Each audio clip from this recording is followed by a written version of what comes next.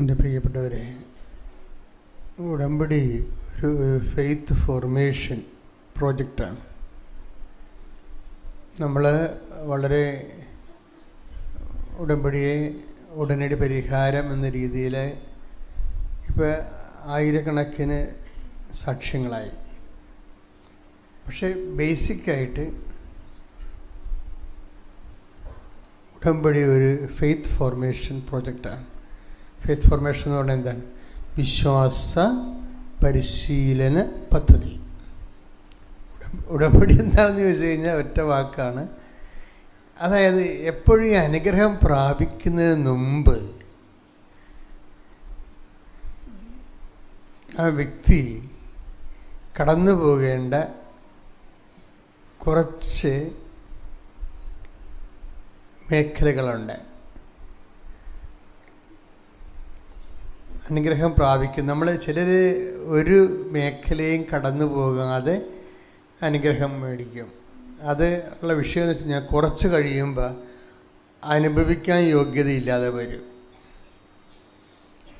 അനുഗ്രഹം വാങ്ങിക്കുന്നതും അനുഭവിക്കാനുള്ള യോഗ്യതയും രണ്ട് വിഷയമാണ്.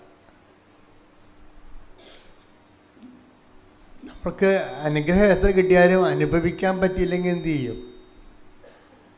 അല്ലേ? അപ്പോൾ നമ്മൾ ഇന്ന് ധ്യാനിക്കുന്നത് അനുഗ്രഹം വാങ്ങിക്കുകയും അതേസമയം തന്നെ അത് അനുഭവിക്കാനുള്ള യോഗ്യത നേടിയെടുക്കുകയും ചെയ്യാനുള്ള ബിബ്ലിക്കൽ ഫോർമുലാസാണ് ഇന്ന് നോക്കുന്നത്.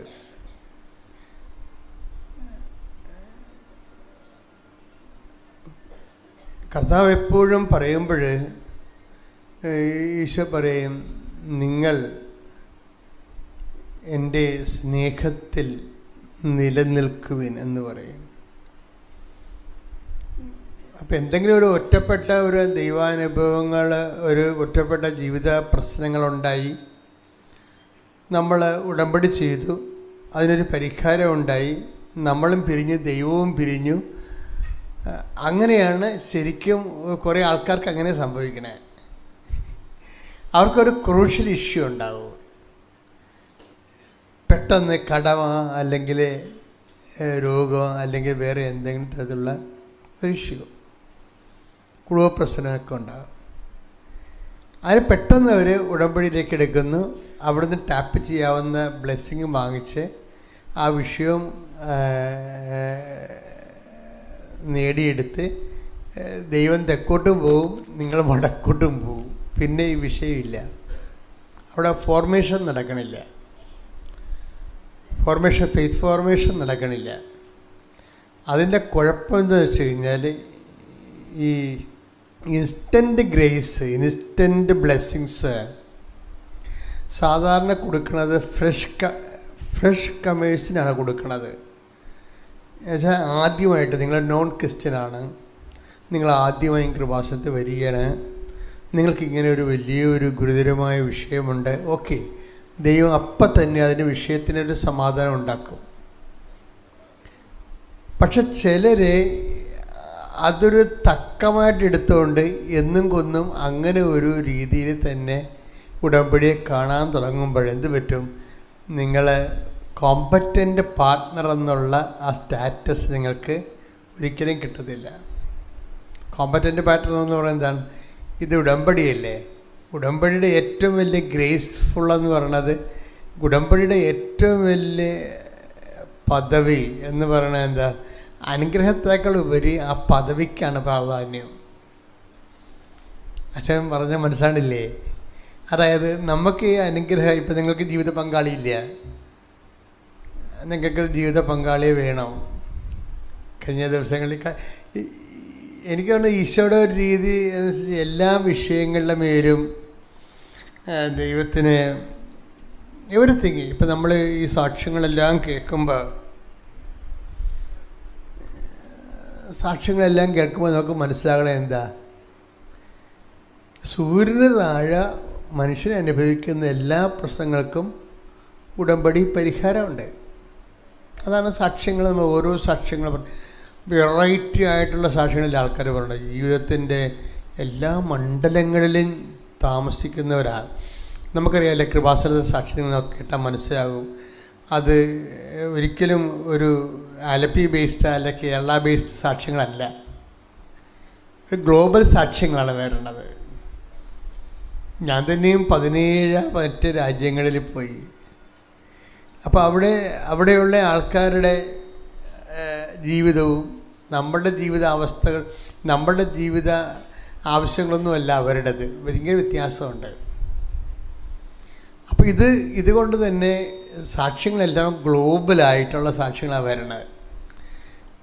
അപ്പോൾ നമുക്ക് എവിടെ ഏത് രീതിയിലും കൊണ്ടുപോയി ഉടമ്പടിയെ തിരിച്ചു വെച്ചാൽ നമുക്ക് റെയിൻ ഹാർവസ്റ്റ് എന്നൊക്കെ പറയത്തില്ലേ, മഴവെള്ള സംഭരണി, പിന്നെ എങ്ങോട്ട് തിരിച്ചു വെച്ചാൽ നമുക്ക് നമ്മുടെ ആവശ്യമനുസരിച്ച് ഉടമ്പടിയിൽ റെസ്പോണ്ടീവാണ്. അപ്പോൾ പക്ഷേ ചിലർക്കൊരു കുഴപ്പമുണ്ട്.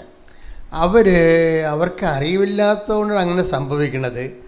അവർ അനുഗ്രഹത്തിന് മാത്രം ഇങ്ങനെ ഫോക്കസ് ചെയ്യും. എൻ്റെ സഹോദരൻ, അത് ചെയ്യരുത്. അനുഗ്രഹത്തിനേക്കാൾ വലുത് അതിൻ്റെ പദവിക്കാണ്. പദവി എന്ന് പറയുന്നത്, ഞാനുള്ള കാര്യങ്ങൾ പറയാം, എനിക്ക് ഒരു അനുഗ്രഹവും ദൈവം തന്നില്ലെങ്കിലും ഞാൻ ഈ പൗരോഹിത്യത്തിൻ്റെ പദവി, അതൊരു കവനൻ്റെ പദവിയാണ്. ഒരു അനുഗ്രഹം വേണ്ട ആവശ്യമില്ല, പദവി മാത്രം മതി. എന്താ കാര്യം? ഞാൻ കർത്താവുമായിട്ടൊരു ഒരു പ്രോജക്റ്റല്ല, ബയലാറ്ററൽ എഗ്രിമെൻ്റുള്ള പാർട്ട്ണറാണ് നമ്മൾ ശരിക്കും. അതുപോലെ തന്നെയാണ് നിങ്ങൾക്കും ഇതൊരു സുവർണ അവസരമാണ്. എന്താണ്? ദൈവത്തിൻ്റെ കൂട്ടുവേലക്കാരി. ശ്രദ്ധിക്കട്ടെ. ഹല്ലേലൂയ ഹല്ലേലൂയ ഹല്ലേലൂയ ഹല്ലേലൂയ. യേശുവേ നന്ദി. ഹല്ലേലൂയ ഹല്ലേലൂയ. എന്നും കൂടെ ഇരിപ്പാൻ, എന്നും കൂടെ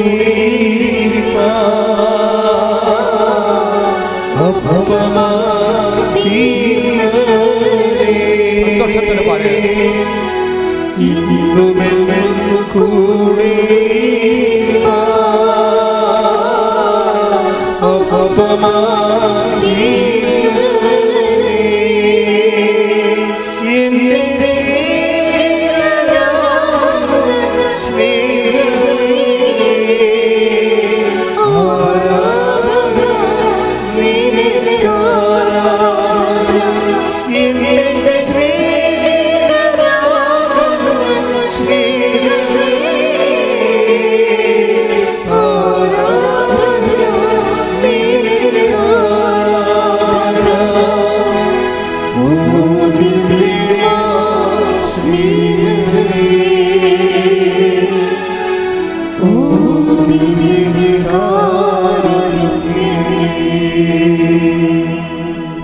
പരമദിവ്യകാരുണ്യത്തിന് ആരാധനയും സ്തുതിയും പുകഴ്ചയും ഉണ്ടായിരിക്കട്ടെ. 1 കൊരിന്തോസ് 3:9.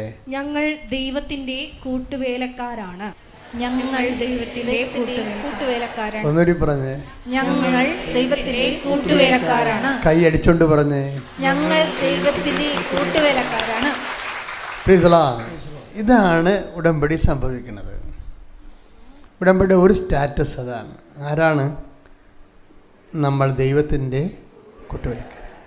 അപ്പം നമ്മൾ ദൈവവും കൂടിയാണ് ഒരു പ്രോജക്റ്റ് ചെയ്യണത്.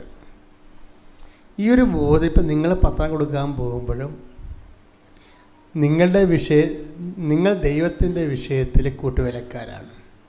നിങ്ങൾ ഇൻ്റർവ്യൂവിന് പോകുമ്പോൾ ദൈവം നിങ്ങളുടെ വിഷയത്തിൽ കൂട്ടുവേലക്കാരാണ്. അതാണ് വിഷയം. അങ്ങോട്ടും ഇങ്ങോട്ടുമാണ് ചോദിക്കുന്നത്. നമ്മൾ പത്രം കൊടുക്കാൻ പോകുമ്പോൾ ദൈവം നമ്മുടെ വിഷയത്തിൽ കൂട്ടുവേലക്കാരനാണ്. നമ്മൾ ഇൻ്റർവ്യൂവിന് പോകുമ്പോൾ അത് നമ്മുടെ കാര്യമാണ്, ദൈവം നമുക്ക് കൂട്ടുവേലക്കാരനാകും. ഇത്രയും നാൾ മനസ്സിലാക്കിയിരുന്നതിൽ നിന്ന് നമുക്ക് ഒരു അനുഗ്രഹവും ഉടമ്പടിയുടെ പുറത്തില്ല. അത്രയും പെർഫെക്റ്റാണ് ഉടമ്പടി. കഴിഞ്ഞ ദിവസങ്ങളിലെ എലിസബത്ത് ജീനയ്ക്ക് കുറേ സാക്ഷ്യങ്ങളുണ്ട്. അതിലൊരു സാക്ഷ്യം എന്ന് പറയുന്നത് അവളുടെ രോഗങ്ങളൊക്കെ മാറിയത് സാക്ഷ്യങ്ങളാണ്, നല്ല സാക്ഷ്യങ്ങളാണ്. ഉടമ്പടിയുടെ നേർച്ച വസ്തുക്കൾ ഉപയോഗിച്ച് ഗുരുതരമായ രോഗങ്ങളിൽ നിന്നൊക്കെ മാറിയതാണ്. ഞാനിവിടെ പറയാൻ ഉദ്ദേശിക്കുന്നത് അതല്ല. അവൾ ആ രോഗങ്ങളിൽ നിന്നെല്ലാം മാറി. അപ്പോൾ അവരുടെ ലൈഫ് ആദ്യം പ്രതിരോധമാണല്ലേ, പ്രതിരോധം. അതിനെല്ലാം അതിജീവിച്ചു വന്നപ്പോൾ പിന്നീട് എന്താണ്, എല്ലാം അതിജീവിച്ചു. പിന്നെ ജീവിതമാർഗ്ഗമില്ല. ആദ്യം നിക്കക്കളിയില്ലായിരുന്നു, രോഗിയായിരുന്നു. അതിനെ ഉടമ്പടിയിലൂടെ അതിജീവിച്ചു. അത് കഴിഞ്ഞപ്പോൾ പിന്നെ എന്താ, ജീവിതമാർഗമില്ല. ഈ ജീവിതമാർഗത്തിനും കർത്താവിൻ്റെ കയ്യിൽ എങ്ങനെയാണ് ദൈവം നമ്മളെ രക്ഷിക്കണമെന്ന് അജ്ഞാതമായ മാർഗങ്ങളാണ്. ഈ അജ്ഞാതമായ മാർഗങ്ങളിലൂടെ, ഈ വഴിയിലൂടെ ഇതിനു മുമ്പേ നീ പോയിട്ടില്ലെന്ന് പറയുന്നതും അജ്ഞാതമായ മാർഗങ്ങളിലൂടെ ദൈവം നമ്മളെ രക്ഷിക്കുക. വെച്ചാൽ നമ്മൾക്ക് അറിയാവുന്ന, ഇപ്പോൾ എന്താണ് എലിസബത്ത് ജീനയുടെ വിഷയം എന്താ? എലിസബത്ത് ജീന ഇങ്ങനെ കൃപാസനം ധ്യാനം കൂടിക്കൊണ്ടിരിക്കുമ്പോൾ അച്ഛൻ ധ്യാനത്തിലൂടെ പറയുകയാണ്, നിങ്ങളുടെ ഏജൻസിയുടെ നമ്പർ കെ ആണെന്ന്. കെയിൽ തുടങ്ങുവാണ്. കെയിലാണ് നിങ്ങളുടെ ഏജൻസിയുടെ നമ്പർ തുടങ്ങണത്. അതുകൊണ്ട് നിങ്ങൾക്ക് പ്രൊസീഡ് ചെയ്യാമെന്ന് ഞാൻ ധ്യാനത്തിലൂടെ പറയുകയാണ്. അങ്ങനെ കുറേ മെസ്സേജ് വരുവേ. നമ്മൾ ശ്രദ്ധിച്ചുകൊണ്ടിരിക്കുന്ന സമയത്ത് കുറേ മെസ്സേജ് വരും. അപ്പോൾ പറയാനുള്ളതാണെങ്കിൽ ഞാൻ പറയും. എനിക്കുള്ള മെസ്സേജ് ആണെങ്കിൽ ഞാൻ റിസർവ് ചെയ്യും. അപ്പോൾ നിങ്ങളോട് പറയാനുള്ള മെസ്സേജ് ആണെങ്കിൽ ഞാൻ പറയും. അപ്പോൾ എന്താ വിഷയം എന്ന് വെച്ചാൽ നിങ്ങൾ ഓർക്കും, നിങ്ങൾ ഉടനെ ചിന്തിക്കണം എങ്ങനെയാണെന്ന് അറിയാമോ? എന്തുമാത്രം ആൾക്കാർ ജോലിക്ക് പോണേ, എന്തുമാത്രം ആൾക്കാർ ഏജൻസിൻ്റെ തിരക്കി നടക്കണം, എൻ്റെ അത് കെ ആരാണെന്ന് എങ്ങനെ അറിയാൻ പറ്റും? ഇത് ചുമ്മാ ഇങ്ങനെ ഈ ഇരണ്ടയ്ക്ക് വെടിവെക്കണ പോലെയാണെന്ന് പറയും. എന്നുവെച്ചാൽ ഇരണ്ടയ്ക്ക് വെടിവെക്കുക എന്ന് വെച്ചാൽ ഇരണ്ടയിൽ ഇങ്ങനെ അരിമ്പ് കോരിയിട്ടല്ലേ വെടിവെക്കുന്നത്, പുട്ട് വെടിവെക്കുന്നത്. എന്നിട്ട് കൊള്ളണ അങ്ങനെയല്ല. കർത്താവിൻ്റെ ദർശനങ്ങളെന്ന് പറയണത് എപ്പോഴും നമ്മൾ ശ്രദ്ധിക്കണം. കോമണായിട്ടാണ് ആ മെസ്സേജ് നമ്മൾ കേൾക്കണമെങ്കിലും അതിൻ്റെ യഥാർത്ഥ സ്വീകർത്താവിന് ആന്തരിക ബോധ്യം കിട്ടും ആ സമയത്ത്. അങ്ങനെയാണ് ഇത് വരുന്നത്. നമ്മുടെ ഈ ആധ്യാത്മിക മേഖലയുടെ കമ്മ്യൂണിക്കേഷൻസ് ഇല്ലേ, നമ്മൾക്കൊന്നും ചിന്തിക്കാൻ പോലും പറ്റാത്ത കമ്മ്യൂണിക്കേഷൻസാണ് കർത്താവ് കമ്മ്യൂണിക്കേഷൻ. ഇപ്പം ഞാനിപ്പോൾ നിങ്ങളോട് കെ എന്ന് പറഞ്ഞു കഴിഞ്ഞാൽ ഇവിടെ ഇരിക്കുന്ന 1000 പേർക്ക് ഉണ്ടെങ്കിലും ആ യഥാർത്ഥ സ്വീകർത്താവിന് എന്താ കിട്ടണത്? ഉടനെ പരിശുദ്ധാത്മാവ് ആന്തരിക ബോധ്യം കൊടുക്കും. This is particularly for you Elon. അതാണ് ആന്തരിക ബോധ്യം എന്ന് പറയണത്. ആന്തരിക ബോധ്യം എന്ന് പറയുന്നത് ഇതാണ്. ഇത് എൻ്റെ മക്കളെ ഒരിക്കലും ഡൗട്ട് ഫെയ്ത്ത്, ചിലർ ആധ്യാത്മിക ശാസ്ത്രം അറിയാൻ പറ്റാത്ത കാരണം ചില ആൾക്കാർ ഡൗട്ട് ഫെയ്ത്തിൽ ചെയ്യും. എന്നെക്കുറിച്ചായിരിക്കും ചിലപ്പോൾ അച്ഛൻ പറഞ്ഞത്, കിട്ടിയാൽ ഊട്ടി പോയ ചട്ടി ചെയ്ത് നോക്കിയേക്കാം എന്ന് പറഞ്ഞ് കാശ് കൊടുക്കുക. അങ്ങനെയല്ല, അങ്ങനെ ചെയ്യരുത്. അത് ഡൗട്ട് ഫെയ്ത്ത് എന്ന് പറയും. ഡൗട്ട് ഫെയ്ത്ത് അതായത് ഇത് അച്ഛൻ എന്നെക്കുറിച്ചായിരിക്കും പറഞ്ഞത്, ദൈവമേ അങ്ങനെ എന്നെക്കുറിച്ച് തന്നെ ആയിരിക്കണേ, നാട്ടുകാരെക്കുറിച്ചൊന്നും ആയിരിക്കല്ലേ എന്നൊക്കെ പറഞ്ഞുകൊണ്ട് ഈ ഡൗട്ട് ഫെയ്ത്തിനെ നമ്മൾ ചെയ്യും. അത് ബൈബിൾ ഇതിനെ വിലക്കുന്നുണ്ട്, ബാൻ ചെയ്യും ഡൗട്ട് ഫെയ്ത്തിനെ. അത് വളരെ ശ്രദ്ധിക്കണം. നമ്മൾ എന്തിനാണ് ബൈബിൾ പഠിക്കണത്? ദൈവത്തിൻ്റെ വഴികളെ മനസ്സിലാക്കാൻ വേണ്ടിയാണ്, അല്ലാതെ ചരിത്രം പഠിക്കുകയല്ല. How to deal with God, how to receive the message, even the tiny message എങ്ങനെയാണ് റിസീവ് ചെയ്യണത്. എൻ്റെ മക്കളൊന്ന് പ്രാർത്ഥിച്ചേ. കർത്താവ് നെഞ്ചത്ത് വെച്ച് പ്രാർത്ഥിക്കും. കർത്താവായ ദൈവമേ, ഞാൻ ഉടമ്പടി എടുത്തിട്ട് കുറേ നാളായി ജീവിക്കുന്ന, പക്ഷെ ഉടമ്പടി ആഗ്രഹിക്കുന്ന വഴികളിലൂടെ പക്വതയാർന്ന പ്രബുദ്ധതയിലേക്ക് വളരാൻ എനിക്ക് ആഗ്രഹമുണ്ട്.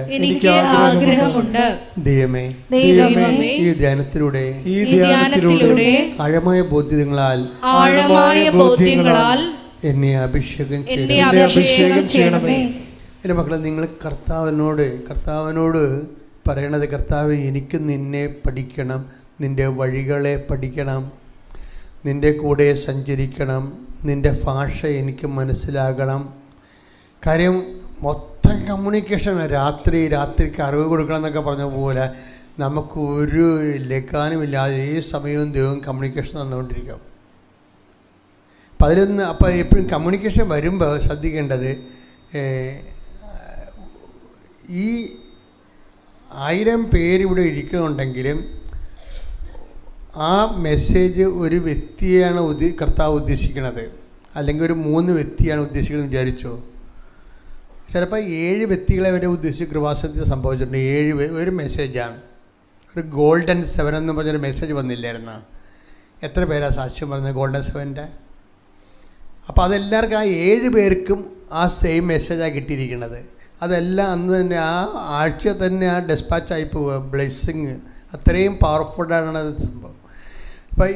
അപ്പോൾ എന്താ എൻ്റെ മക്കൾ ചെയ്യേണ്ടതെന്ന് വെച്ചാൽ, നിങ്ങൾ ഇതിൻ്റെ ഒരു പ്രോസസ്സിലൂടെ കടന്നു പോകാൻ നോക്കണം. പ്രോസസ്സ് എന്ന് പറയുമ്പോൾ ഉടമ്പടി എന്താണ് ബേസിക്കായിട്ട് ഉടമ്പടി എന്ന് പറയുന്നത് വാഗ്ദാനം പ്രാപിക്കുന്നതാണ്, അല്ലേ? അതാണ് വാക്കിൻ്റെ ഉള്ളിൽ ദൈവം ദാനം വെച്ചിട്ടുണ്ട്. എൻ്റെ ജീവിതത്തിൻ്റെ പർട്ടിക്കുലറായിട്ടുള്ള ദാനം എൻ്റെ ഉടമ്പടിയിലൂടെ ഞാൻ റിലീസ് ചെയ്തിരിക്കുന്നതാണ് ഈ ഉടമ്പടി ജീവിതം എന്ന് പറയണത്. അപ്പോൾ ഈ വാഗ്ദാനം പ്രാപിക്കാൻ വേണ്ടി നമുക്ക് വേണമെങ്കിൽ ഓളോടെ സഡൻ വാഗ്ദാനം പ്രാപിക്കാൻ പറ്റും. ഇപ്പം നിങ്ങൾക്ക് ചില ആൾക്കാർക്ക് 8ാം ക്ലാസ് കഴിഞ്ഞാൽ പിന്നെ കുറേ നാൾ പഠിത്തം നിർത്തിക്കഴിഞ്ഞാൽ ഗവൺമെൻറ് പറയുമല്ല 10ാം ക്ലാസ്സിൽ പോയി ഇരിക്കാമെന്ന് പറഞ്ഞില്ലേ. 8ാം ക്ലാസ് വെച്ച് പഠിത്തം നിർത്തിയതാ. പിന്നെ കെട്ടണ കാലത്ത് ചെന്നപ്പോൾ എല്ലാവരും ചോദിക്കണത് വിദ്യാഭ്യാസമാണോ? അയ്യോ 10ാം ക്ലാസ് പോലും പാസ്സായില്ലേ.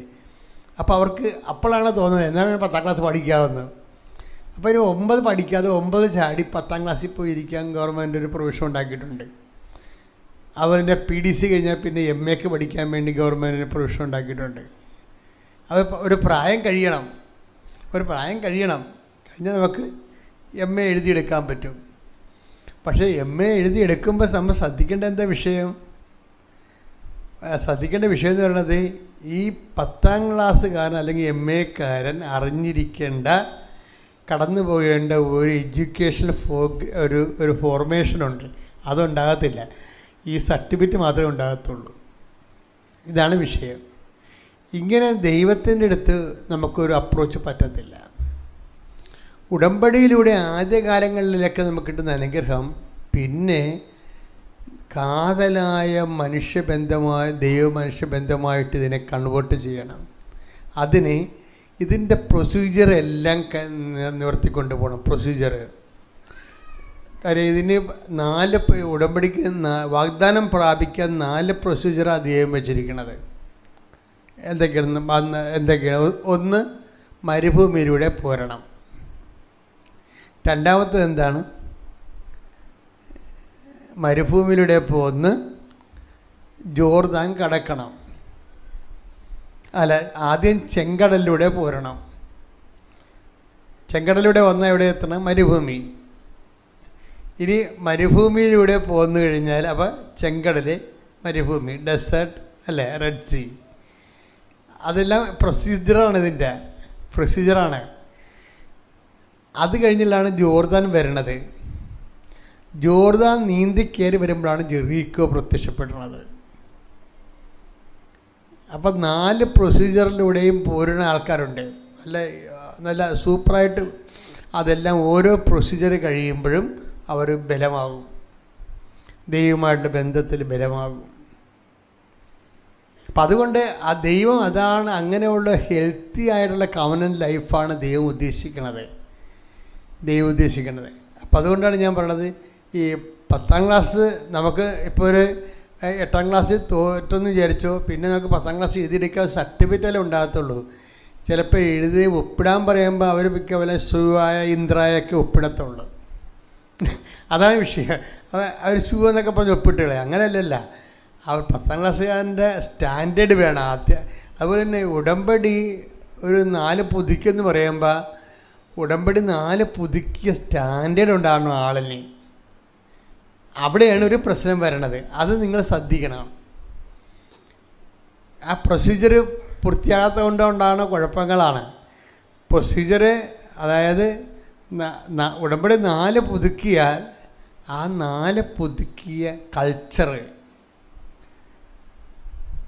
അവർ കടന്നു പോയിട്ടുള്ള ഓരോ ഘട്ടം. ഇപ്പം തന്നെ ഉദാഹരണത്തിന് ചെങ്കടലിലൂടെ ഈജിപ്തിൽ നിന്ന് പോകുന്നതിന് ശേഷം പിതാക്കന്മാർ പിന്നെ കടന്നു പോകുന്ന ഏറ്റവും വലിയ വിഷയം ചെങ്കടലാണ്. വാഗ്ദാന നാട് പ്രാപിക്കുമ്പോൾ ഈ ഉടമ്പടി വാഗ്ദാനം പ്രാപിക്കുന്നതാണല്ലോ. അപ്പം ചെങ്കടലിലൂടെ ഉണ്ടാകുന്ന പ്രോസസ്സിങ് എന്താ? ചെങ്കടൽ കൊണ്ട് ദൈവം ഉദ്ദേശിക്കണത് എന്താ? പൗലോസ് അപ്പോസ്തലൻ പറയണത് പാപത്തിൽ നിന്നുള്ള മോചനമാണത്. അപ്പോൾ ഉടമ്പടിയുടെ ഒരു ഘട്ടം കഴിയുമ്പോൾ നിങ്ങളുടെ പാപം കുറഞ്ഞിരിക്കണം. അതാ വിഷയം. ഉടമ്പടി ഘട്ടം കഴിഞ്ഞാൽ ചില ആൾക്കാർ ചെങ്കടൽ കടക്കാതെ മരുഭൂമി കയറിയിരിക്കും. അതായത് ചെങ്കടൽ കടക്കത്തില്ല. അവർ കടക്കാതെ എന്തെങ്കിലും തരിട കാണിച്ച് അവർക്കിതുമായിട്ട് ബന്ധമില്ലല്ലോ. അപ്പം അതുകൊണ്ട് അങ്ങനെ ആ ഉടമ്പടിയുടെ ആ ഘട്ടം ആവശ്യപ്പെടുന്ന കാര്യങ്ങൾ ചെയ്യാതെ, ആ ഉപവാസമില്ലാതെ, എളിമപ്പെടാതെ, ഇപ്പം ചെങ്കടൽ ആ വചനം എടുത്ത് 1 കൊരിന്തോസ് 10:1-2 സഹോദരരെ, സഹോദരങ്ങളെ, നമ്മുടെ പിതാക്കന്മാരെല്ലാവരും മേഘത്തണലിൽ ആയിരുന്നുവെന്നും കടലിലൂടെ കടന്നുവെന്നും നിങ്ങൾ മനസ്സിലാക്കണമെന്ന് ഞാൻ ആഗ്രഹിക്കുന്നു. അവരെല്ലാവരും മേഘത്തിലും കടലിലും സ്നാനമേറ്റ് മോശയോട് ചേർന്നു. അപ്പൊ സ്നാനമാണ് ഉദ്ദേശിക്കുന്നത് അവിടെ. നമ്മുടെ പിതാക്കന്മാർ കടലിലൂടെ കടന്നു എന്നാണ്. പക്ഷെ കടലിലൂടെ കടന്നതിൻ്റെ ഉദ്ദേശം എന്താ? സ്നാനമാണ്. സ്നാനം എന്ന് പറഞ്ഞാൽ എന്താണ്? പാപത്തിൽ നിന്ന് കഴുകിക്കളയൽ. ഉടമ്പടിയുടെ ഒരു ഘട്ടത്തിൽ ഈ സ്നാനം നടക്കണം. അതാണ് എൻ്റെ പ്രൊസീജിയർ എന്ന് ഞാൻ പറഞ്ഞത്. ഞാൻ ഇന്ന് വളരെ ഒരു വിഷണ്ണനാണ് ഒരു കാര്യത്തിൽ. കാരണം വെച്ച് കഴിഞ്ഞാൽ ഈ മനുഷ്യന് പൊതുവെ ജഡത്വമോ അങ്ങനെ എന്തോ ഒരു സാധനം ഈ നമ്മുടെ ഈ കപ്പലുണ്ടല്ലോ, വലിയ കപ്പലിൻ്റെ അടിയിൽ തൊഴിഞ്ഞ് കപ്പൽ പുഴുവിനെ കാണാൻ പറ്റും. അതെന്തൊരു കക്കയാണ്. അത് വന്ന് കപ്പലിൻ്റെ അടിയിൽ ഇരുന്നിട്ട് അത് വലുതായി പിന്നെ അത് നിറച്ചിങ്ങനെ പുറ്റുപോലെ പിടിച്ച് കപ്പലിന് ദൂരം ഉണ്ടാക്കും. അതുപോലെ ഈ ആധ്യാത്മിക മേഖലയിൽ സ്ഥിരം വ്യാപരിക്കുന്ന ആൾക്കാരെ ഒക്കെ ഇതുപോലെ കപ്പൽ പുഴുവിൻ്റെ അസുഖങ്ങളുണ്ട്. അതെന്ന് വെച്ച് കഴിഞ്ഞാൽ നിങ്ങളിപ്പോൾ തന്നെ സ്ഥിരമായിട്ട് ഉടമ്പടി പുതുക്കാൻ തുടങ്ങിയാൽ നിങ്ങൾക്കും ആ വിഷയത്തിൽ ശ്രദ്ധിച്ചില്ലെങ്കിൽ ഉണ്ടാവും. നിങ്ങളിത് ടേക്ക് ഫോർ ഗ്രാൻഡഡ് എടുക്കും. ഇതൊക്കെ ഞങ്ങൾ കുറേ കേട്ടതാ, ഇതാണ് സാധനം, ഇങ്ങനെയാണ് സാധനം. ഇതൊക്കെ നമ്മളെപ്പോഴും കേൾക്കണതല്ലേ ഇത്. കേരളത്തിനും പൊതുവെ ഇപ്പോൾ ഈ രോഗം കൂടുതലാണ്. കാര്യം 109 ധ്യാനകേന്ദ്രങ്ങളിലൂടെ കയറി ഇറങ്ങാത്ത ആൾക്കാർ ഒരു ധ്യാനകേന്ദ്രത്തിൽ തന്നെ 10 പ്രാവശ്യമൊക്കെ പോയിട്ട് ആൾക്കാരുണ്ട്. അപ്പം ഇങ്ങനെ പോയിട്ട് കപ്പൽ പുഴു അടിച്ചങ്ങനെ ഇരിക്കുകയാണ് ഈ സാധനത്തിന്. എന്താ കാര്യം വെച്ച് കഴിഞ്ഞാൽ ഇതൊക്കെ ഞങ്ങളെ കുറേ കേട്ടതാ എന്ന് വിചാരിച്ചുകൊണ്ട് നിങ്ങളുടെ നെഗറ്റീവ് ക്യാരക്ടറിൽ അഭിരമിക്കും. ആ പ്രൊസീജിയറിലൂടെ കടന്നു പോയെങ്കിലും അതിൻ്റെ പ്രൊസീജിയറിൻ്റെ ഒരു പ്രക്രിയ നമ്മളിൽ നടക്കത്തില്ല. മേഘത്തിലൂടെയും അതുപോലെ തന്നെ കടലിലൂടെയും കടന്നു പോകുമ്പോൾ സ്നാനപ്പെട്ടു എന്നാണ് കർത്താവിൻ്റെ വചനത്തിൽ എഴുതിയിരിക്കുന്നത്. ഉടമ്പടിയുടെ ആദ്യകാലങ്ങളിൽ തന്നെ സംഭവിക്കേണ്ട വിഷയമാണ് സ്നാനം. എന്ന് വെച്ച് കഴിഞ്ഞാൽ എന്താണ്? സ്നാനം പലതരത്തിലുള്ളതാണ്. മനസ്ഥിതിയിൽ സ്നാനം നടക്കും. മനസ്ഥിതിയിലെ അപ്രോച്ച് സമീപനത്തിൽ സ്നാനം നടക്കും. പിന്നെ പാപത്തിൻ്റെ ചെയ്തികളിൽ സ്നാനം നടത്തും. അപ്പോൾ ഈ പ്രൊസീജിയർ ഒന്നും നടക്കാതെ അനുഗ്രഹത്തെ മാത്രം ടാപ്പ് ചെയ്യാൻ വേണ്ടി ഉടമ്പടിയിലൂടെ പോകുന്ന ആൾക്കാരുണ്ട്.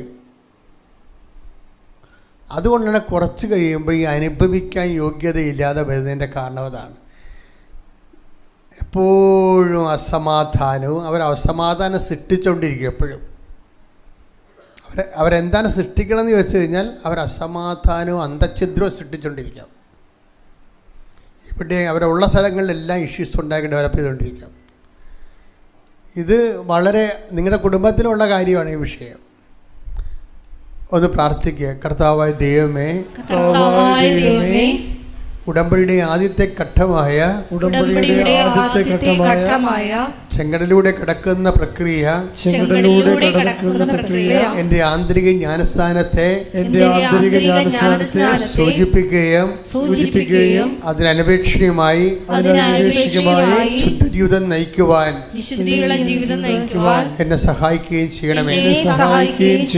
ശ്രുതികടെ ഹല്ലേലൂയ ഹല്ലേലൂയ ഹല്ലേലൂയ ഹല്ലേലൂയ യേശുവേ നന്ദി ഹല്ലേലൂയ ഹല്ലേലൂയ ആരാധന ഹല്ലേലൂയ ഹല്ലേലൂയ യേശുവേ നന്ദി യേശുവേ ആരാധന ഹല്ലേലൂയ മഹത്വം മഹത്വം ചെഞ്ചടലി മഹത്വമിച്ചു വരുവി മഹത്വമിച്ചു നീരിലേ കടലായി നീരുളിലേ സീനായി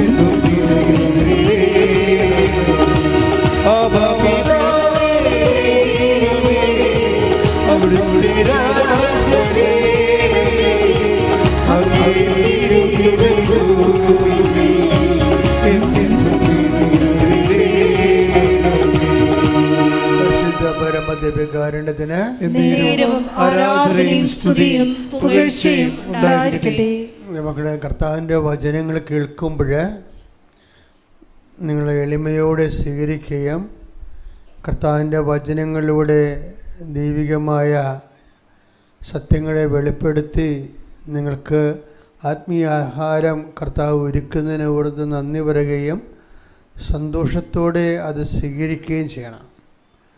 അങ്ങനെ സന്തോഷത്തോടെയാണത് സ്വീകരിക്കണതെങ്കിൽ കുറച്ച് കഴിയുമ്പോൾ കർത്താവ് പിന്നെയും നമ്മളെ പരിപാലിച്ചുകൊണ്ടും പരിശീലിപ്പിച്ചുകൊണ്ടും ഇരിക്കും.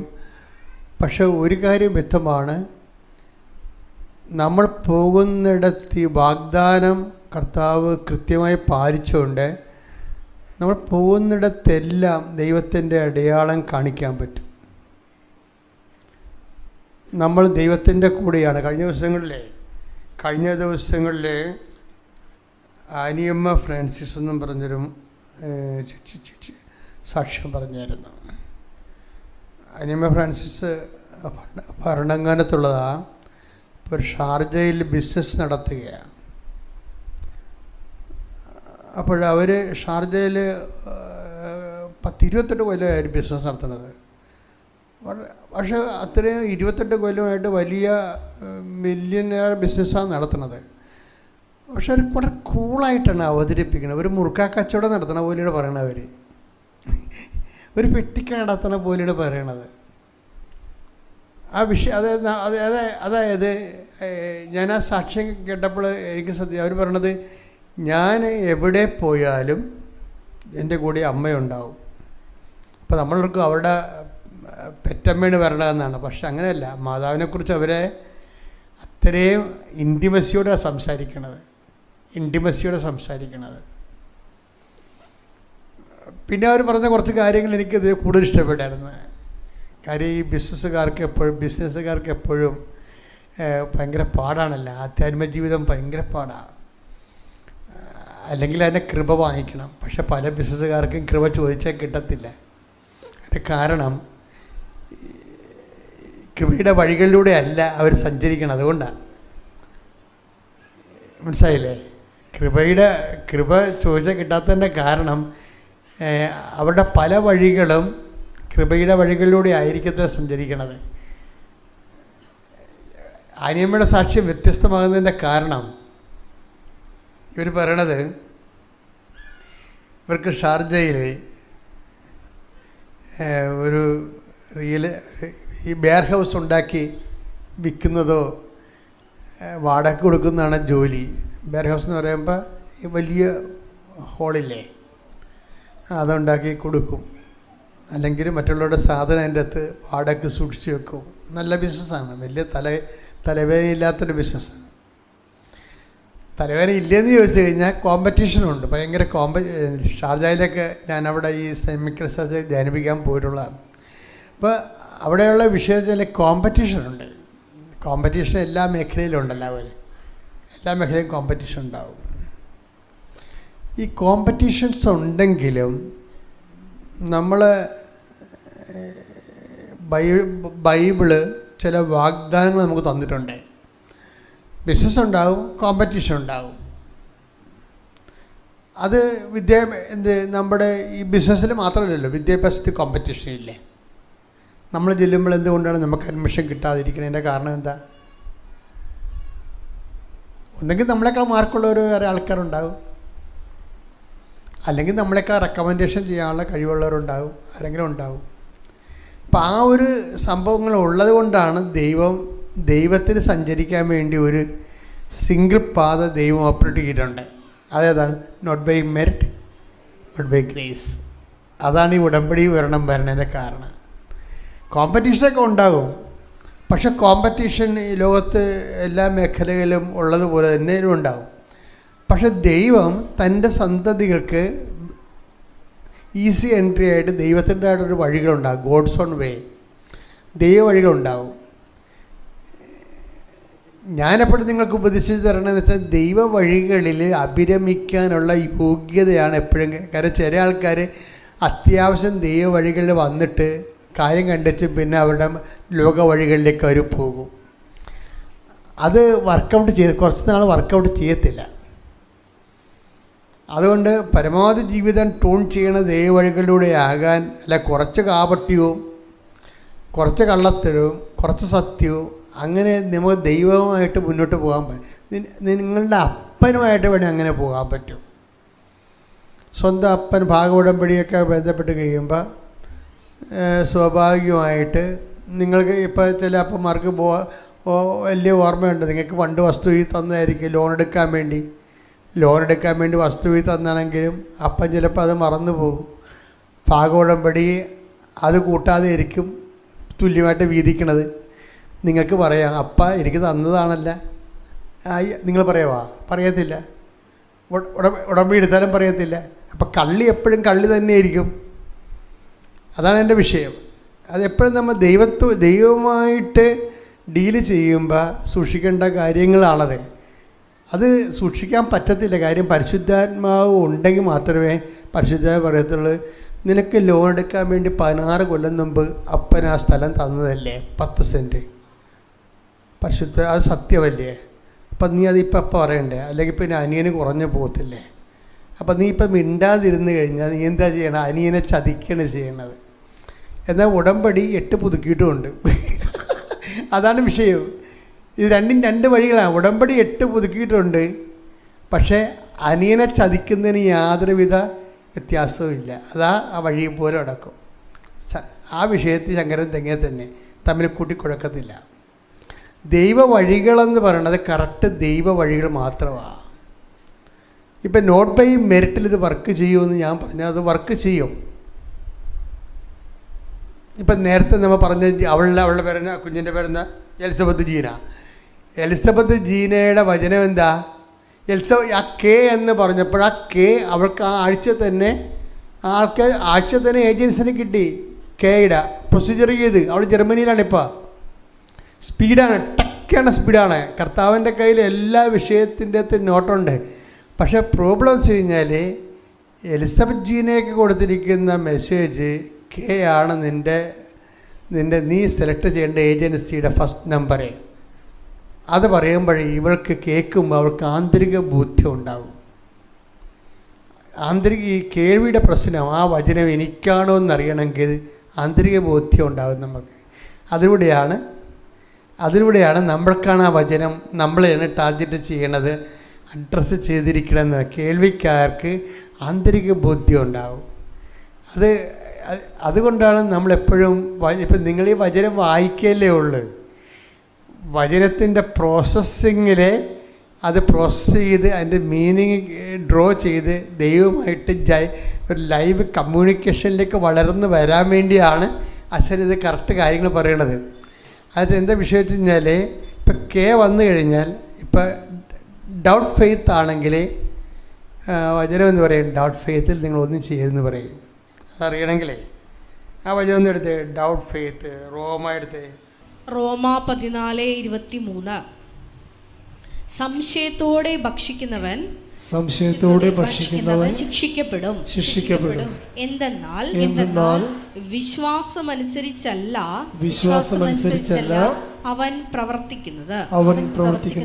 വിശ്വാസത്തിൽ നിന്നല്ലാതെ ഉത്ഭവിക്കുന്നതെന്തും പാപമാണ്. ഇപ്പം ഇതിൻ്റെ വിഷയം നമുക്കൊരു ഡൗട്ട് ഫെയ്ത്ത് ഉണ്ടെങ്കിൽ തെറ്റാണ്, പാപമാണെന്ന് ചെയ്യരുതെന്ന് മനസ്സിലായ. എനിക്കാണോ അല്ലയോ എനിക്കറിയത്തില്ല, പോയി നോക്കാം, എങ്ങാനും പഠിക്കൽ ബിരിയാണി കൊടുത്താലോ എന്നും പറഞ്ഞുകൊണ്ട് ഡൗട്ട് ഫെയ്ത്ത് ചെയ്യും. Doubt faith you should not do it. അപ്പോൾ അത് തെറ്റാണെന്നാണ് പറയണത്. ഇപ്പോൾ കേട്ടില്ലേ? സംശയത്തോടെയാണ് ചെയ്യണമെങ്കിൽ അത് തെറ്റാണ്. നമുക്കെങ്ങനെ ചെയ്യണമെന്ന് വെച്ച് കഴിഞ്ഞാൽ, കേൾവിക്കാർക്ക് 2 തിമോത്തി 4:2 സ്തുതിക്കട്ടെ. ഹല്ലേലൂയ ഹല്ലേലൂയ ഹല്ലേലൂയ ഹല്ലേലൂയ ഹല്ലേലൂയ. യേശുവേ നന്ദി. ഹല്ലേലൂയ ഹല്ലേലൂയ ഹല്ലേലൂയ. യേശുവേ ആരാധന. വചനം പ്രസംഗിക്കുക. സാഹചര്യങ്ങൾ അനുകൂലമാണെങ്കിലും അല്ലെങ്കിലും ജാഗരൂകതയോടെ വർത്തിക്കുക. മറ്റുള്ളവരിൽ ബോധ്യം ജനിപ്പിക്കുകയും അവരെ ശാസിക്കുകയും ഉദ്ബോധിപ്പിക്കുകയും ചെയ്യുക. ക്ഷമ കൈവിടാതിരിക്കുകയും പ്രബോധനത്തിൽ ശ്രദ്ധിക്കുകയും ചെയ്യുക. അപ്പോൾ ഈ ബോധ്യം ജനിപ്പിക്കുക എന്നുള്ളത് നമ്മൾ പ്രാർത്ഥിച്ച് വരും, നമ്മൾ ആത്മാർത്ഥമായിട്ട് പ്രാർത്ഥിച്ച് ആണ് വചനം വായിക്കണമെന്നുണ്ടെങ്കിലും വചനം കേൾക്കുന്നുണ്ടെങ്കിലും നമ്മൾക്ക് ആണ് ആ മെസ്സേജ് വരുന്നതെന്നുണ്ടെങ്കിൽ നമുക്ക് ബോധ്യം കിട്ടും. അതാണ് എൻ്റെ വിഷയം. നമ്മളെയാണ് ദൈവം ആ മെസ്സേജ് അഡ്രസ്സ്. ഇപ്പോൾ 10,000 പേര് ഇരുന്നാലും ചിലപ്പോൾ അതിൻ്റെ യഥാർത്ഥ ഉടമസ്ഥന് ഒരാളെ എൻ്റെ കൂട്ടത്തിലുണ്ടെങ്കിൽ അയാൾക്ക് മാത്രമാണ് ആ ബോധ്യം കൊടുക്കുന്നത്. ദൈവം ബോധ്യം കൊടുക്കണം. ഇത് കർത്താവ് എന്നെക്കുറിച്ചാണ് സംസാരിച്ചത്. പക്ഷെ അവിടെ ഡൗട്ട് എന്നെക്കുറിച്ചായിരിക്കുമോ? ചിലപ്പോൾ അല്ലായിരിക്കും. കുറേ കാലമുണ്ടായി, കുറേ ആൾക്കാരുണ്ടല്ലോ ഇവിടെ. അങ്ങനെ വരുമ്പോൾ പിന്നെ അത് നിങ്ങളെക്കുറിച്ചല്ല, കഴിഞ്ഞു, ആ സംഭവം കഴിഞ്ഞു. അങ്ങനെയാണ് ഈ വിഷയം നമ്മൾ ഡിസേൺ ചെയ്യണത്, വിവേചിക്കണത്. അങ്ങനെയാണ് വിവേചിക്കണത്. നിങ്ങൾക്കുള്ള മെസ്സേജാണെങ്കിൽ ഇടിവെട്ട് പോലെ ഒറ്റ ഷൂട്ട്, നിങ്ങൾക്കപ്പം തന്നെ ബോധ്യപ്പെട്ടിരിക്കാം. അപ്പോൾ ഇതിൻ്റെ ഈ ഇന്ദ്രിയങ്ങൾ ഭയങ്കര സീരിയസ് ആണ്. നമ്മുടെ വചനം കേൾക്കുന്നതിൽ ഇന്ദ്രിയങ്ങളിപ്പോൾ നിങ്ങൾക്ക് മറ്റുള്ളവരൊക്കെ നിങ്ങൾ പള്ളിയിലൊക്കെ പോകുമ്പോൾ നിങ്ങളെ പിടിച്ചു നിർത്തിയിട്ട് ഓരോരോ കാര്യങ്ങളൊക്കെ പറയത്തില്ലേ? ചിലപ്പോൾ ശരിയായിരിക്കും, ചിലപ്പോൾ തെറ്റായിരിക്കും, പക്ഷെ നിങ്ങൾക്ക് പ്രയോജനം ഉണ്ടാകുവാന്ന് അറിയത്തില്ല. പ്രയോജനമില്ലാത്ത ഒരു കാര്യവും നിങ്ങൾ കേൾക്കരുതെന്നുള്ളതാണ്. ഇപ്പം നാത്തൂൻ്റെ ഏഷണി ആയാലും അമ്മാവൻ്റെ മകൾ ചാടിപ്പോയ കാര്യമായാലും നിങ്ങൾ ഈ വചനത്തിൻ്റെ ചെവികൾ വെച്ചിട്ട് ഈ സാധനങ്ങളൊന്നും കേൾക്കരുത്. നിങ്ങൾക്ക് പറ്റുന്നൊരു അബദ്ധം ഇതിനിങ്ങനെ ചെവി അയ്യോ എന്നിട്ടാന്നും പറഞ്ഞുകൊണ്ടിരിക്കും. അതാണ് പക്ഷേ കർത്താവിന് വേണ്ടി നിങ്ങൾ സമർപ്പിച്ചിട്ടുള്ള ചെവികൾ നിങ്ങൾ ലോകത്തിന് വേണ്ടി ഉപയോഗിക്കുന്നു എന്നുള്ളതാണ് ചിലർക്ക് വരുന്നൊരു അബദ്ധം. ഇത് വളരെ സീരിയസ് വിഷയമാണ്. കർത്താവിന് വേണ്ടി നമ്മൾ ഉപയോഗിക്കുന്ന നമ്മുടെ ചെവികൾ, നാക്ക്, അത് ലോകത്തിൻ്റെ കാര്യങ്ങൾക്ക് വേണ്ടി ഉപയോഗിക്കുമ്പോൾ ബേസിക്കായിട്ട് നിങ്ങൾ ആരായി? നിങ്ങൾ ലോകത്താനായി മാറി. സിമ്പിളല്ലേ? നിങ്ങൾ 10 വട്ടം ഉടമ്പടി എടുത്താലും 14ാമത്തെ വട്ടം ഒരു ഉടമ്പടിയും ഇല്ലാതെ ജീവിക്കുന്ന ഒരു പെരിച്ചാഴി വന്നു വെച്ച് നിങ്ങളോട് എന്തെങ്കിലും കാര്യങ്ങൾ പറഞ്ഞാൽ നിങ്ങൾ ചെവി കൊടുത്താൽ അവിടെ റാങ്കിലായി നിങ്ങളുടനെ ഓട്ടോമാറ്റിക്കലായിട്ട്. അതുകൊണ്ടാണ് ബൈബിൾ എപ്പോഴും പറയുന്നത് നിങ്ങൾ അവരെ വിട്ടുപോരൂ, അവരന്തരെ നയിക്കുന്ന അന്തരാണ് എന്നൊക്കെ ഈശോ പറയണില്ല. എന്താണ്? ഒരു വേർപാട് എപ്പോഴും വരുന്നുണ്ട് ഇതിൻ്റെ അകത്ത്. ഉടമ്പടിയിൽ ദൈവം ഉടമ്പായിരിക്കുന്ന ആൾക്കാർ ലൗകിക ദൈവത്തിന് പ്രാധാന്യം കൊടുക്കാതെ, വചനത്തിന് പ്രാധാന്യം കൊടുക്കാതെ ജീവിക്കുന്ന ആൾക്കാരുടെ ഉപജാപങ്ങളിൽ പങ്കെടുക്കരുത്. കാര്യം നിങ്ങൾക്കത് താല്പര്യമില്ല. ആ വർത്തമാനം കേട്ടാൽ അവരവരുടെ വഴിക്ക് പോയിക്കൊള്ളും. നിങ്ങൾക്ക് താല്പര്യം ഉണ്ടെന്ന് തോന്നണ കൊണ്ടാണ് അവർ നിങ്ങളോടത് പറയണത്. അവർക്ക് അത് മാത്രമേ പറയാനുള്ളൂ. അതാണ് വിഷയം. വേറെ ഒന്നും അവർക്ക് അറിയത്തില്ല. അങ്ങനെയുള്ള ആൾക്കാരുമായിട്ട് നമ്മൾക്ക് റിലേഷൻസ് വളരെ കാര്യമാത്രമായ റിലേഷൻസേ പറ്റത്തുള്ളൂ. എന്ന് വെച്ച് കഴിഞ്ഞാൽ അത്യാവശ്യം വേണ്ട കാര്യങ്ങൾക്ക് വേണ്ടി മാത്രം. അപ്പം അതുകൊണ്ടൊന്ന് പ്രാർത്ഥിച്ചേ. കർത്താവായ ദൈവമേ, അങ്ങയുടെ വചനങ്ങൾ കേൾക്കുന്നതിന് എൻ്റെ കാതുകളെ ഞാൻ സമർപ്പിക്കുന്നു. അങ്ങയുടെ വചനങ്ങൾ സ്വീകരിക്കുന്നതിന് പരിശുദ്ധ അമ്മയെ പോലെ അതനുസരിച്ച് ജീവിക്കുന്നതിന് എൻ്റെ സമർപ്പണത്തെ സഹായിക്കണമേ. അപ്പം നിങ്ങളെ ഇങ്ങനെയുള്ള കാര്യങ്ങൾക്കെല്ലാം ഉടമ്പടി വിഹിതമായിട്ട് ദൈവത്തിൻ്റെ പങ്കാളി കൂട്ടുവേലക്കാരായിട്ട് ജീവിക്കണമെന്ന് ദൈവം തോന്നുകയും ദൈവത്തിൻ്റെ കൂട്ടുവേലക്കാരായത് കൊണ്ട് തന്നെ സാത്താൻ്റെ കൂട്ടുവേലക്കാരുമായിട്ട് നമ്മൾ വേറെ പിരിയുന്ന ഇല്ലേ? ദൈവത്തിൻ്റെ കൂട്ടുവേലക്കാരായത് കൊണ്ടാണ് നമ്മൾ ഇതുപോലെ സാത്താൻ്റെ കൂട്ടുവേലക്കാരുമായിട്ട് നമുക്കൊന്നും നഷ്ടപ്പെടാനില്ല. നിങ്ങളെ ചിലപ്പോൾ അവർ കടം മേടിച്ച കാശ് വീണ്ടും വന്ന് ചോദിക്കുന്നേ ഉള്ളൂ. അതുണ്ടെങ്കിൽ കൊടുക്കുക, അത്രേ ഉള്ളൂ. വേറെ പ്രശ്നം ഇങ്ങനെയുള്ള ആൾക്കാർ അത്രേ ചെയ്യത്തുള്ളൂ. അപ്പം ആരെയും പേടിക്കേണ്ട കാര്യങ്ങളൊന്നുമില്ല. മറിച്ച് നിങ്ങളെ ദൈവതിരുസന്നിധിയിൽ നമുക്ക് കിട്ടിയിരിക്കുന്ന ഏറ്റവും വലിയൊരു ദൈവദാനമാണ്. ഇത് വെച്ച് നമുക്ക് പിടിച്ച് ദൈവത്തിൽ നിന്ന് വളരണം. കർത്താവ് നമ്മുടെ കൂടെ എവിടെ ചെന്നാലും ഉണ്ടാവും. ഇപ്പോൾ ആനിയമ്മ പറഞ്ഞില്ലേ, ആനിയമ്മ ഫ്രാൻസിസ് പറഞ്ഞെന്താ? ആനിയമ്മ ഫ്രാൻസിസ് പറയണത്, ഞാനിങ്ങനെ ലക്ഷങ്ങളുടെ ബിസിനസ്സൊക്കെ നടത്തുന്നെങ്കിൽ എനിക്ക് ആക്രാന്തമൊന്നുമില്ലെന്ന്. അത് ശരിയാണ്, കൂളാണ്. കൂടുതലുണ്ടാക്കണമെന്ന് ആക്രാന്തമൊന്നുമില്ല. പിന്നെ ഞാൻ ദൈവത്തിന് നിരക്കാത്തൊന്നും ചെയ്യത്തില്ല, ഇതുവരെ ചെയ്തിട്ടില്ല, ഇനി ചെയ്യത്തുമില്ല. അങ്ങനെയൊക്കെ ഒരു ബിസിനസ്സുകാർക്ക് പറയാൻ ഭയങ്കര കാര്യം. ബിസിനസ്സുകാർ പകുതി മുക്കാലും ദൈവത്തിന് നിരക്കാതെ ചെയ്യുന്ന പാർട്ടിയാണ്. അപ്പോൾ ഇവർ വന്നിച്ചും പറയണത്, ഞാൻ ദൈവത്തിന് നിരക്കാത്തത് ഇന്ന് വരെ ചെയ്തിട്ടില്ല, ബിസിനസ്സിൽ ചെയ്യത്തുമില്ല, അതിൽ കുറഞ്ഞ ലാഭം എനിക്ക് മതി. അത് നിലപാടാണ് ശരിക്കും. ഉടമ്പടിയും നിങ്ങൾക്ക് തോന്നണ്ട, ഉടമ്പടിയും ദൈവമായിട്ട് ജീവിതം എന്ന് പറയണത് എല്ലാ മേഖലകളിലും ഒരു നിലപാടാണ്.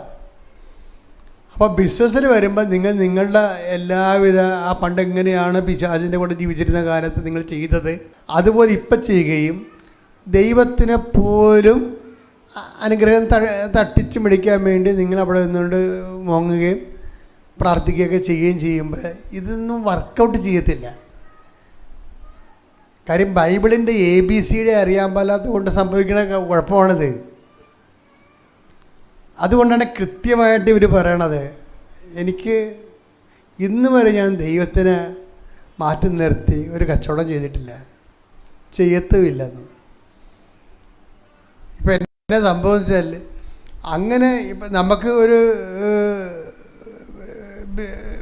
ബിസിനസ് ആകുമ്പോൾ നമ്മളെന്താ ബിസിനസ് ചെയ്യണം? ജീവിക്കാൻ വേണ്ടിയല്ലേ.